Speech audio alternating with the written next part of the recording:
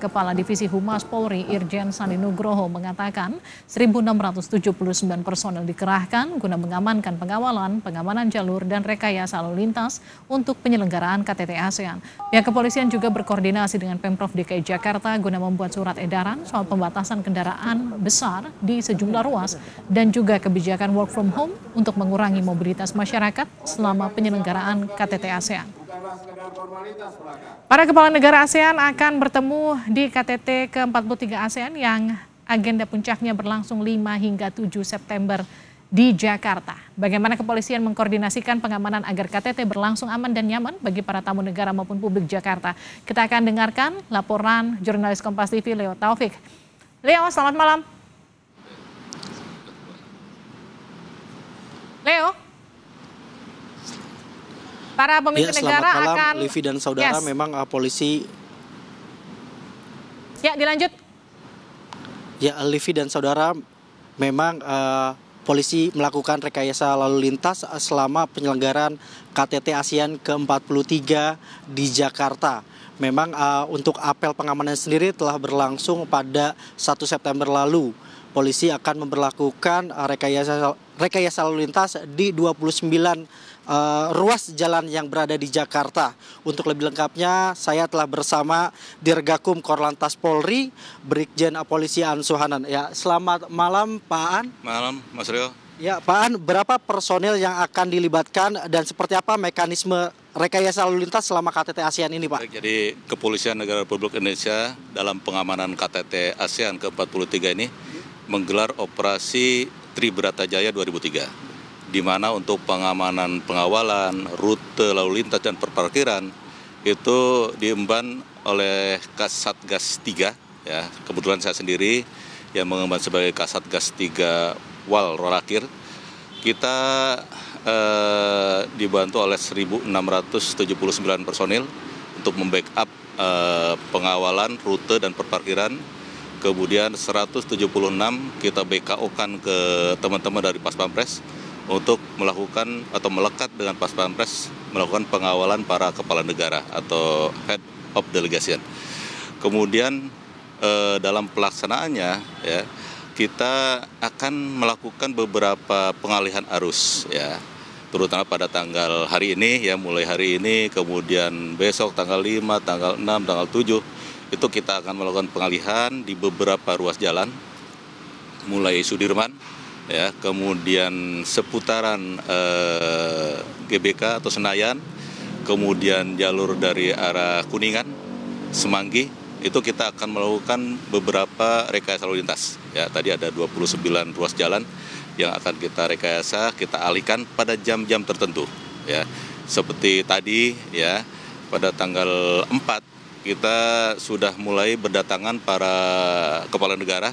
Ada 9 kepala negara yang sudah datang ke Jakarta ini. Kita melakukan beberapa pengalihan arus. Besok juga demikian, ya, di seputar Semanggi, kemudian JCC, itu kita akan alihkan. Karena ini kepala negara, kita akan memberikan prioritas penuh pada saat delegasi atau kepala negara menuju ke venue, ya, di JCC, dari akomodasi ada di klaster HI, kemudian klaster Kuningan dan Senayan sendiri. Itu kita akan melakukan pengalihan pada saat delegasi atau kepala negara menuju ke venue. Bapak, untuk rekayasa lalu lintas sendiri apakah bersifat situasional atau menetap, Bapak? Ya, jadi kita akan berlakukan pada tanggal 5 besok itu pada saat delegasi menuju ke venue, ya. Artinya mulai jam 7 pagi kita sudah mulai sterilisasi sampai kegiatan di mana? JCC. Setelah masuk seluruh delegasi arus lalu lintas akan normal kembali, ya.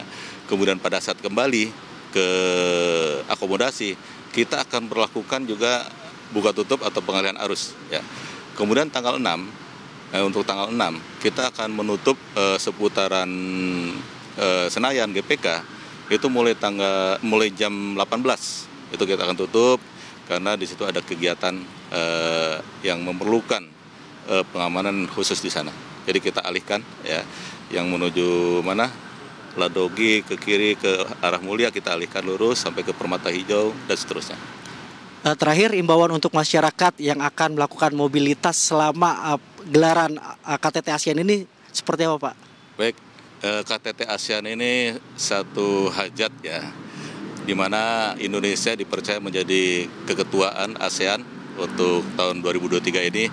Tentu dengan momen ASEAN Summit atau KTT ASEAN ini bisa menjual ke negara luar bahwa Indonesia aman ya, Indonesia wajib dikunjungi dan lain sebagainya. Tentu saya menghimbau kepada seluruh masyarakat ya untuk ikut serta mengamankan atau ikut serta berpartisipasi dalam kelancaran KTT ASEAN ke-43 ini. Dengan cara apa?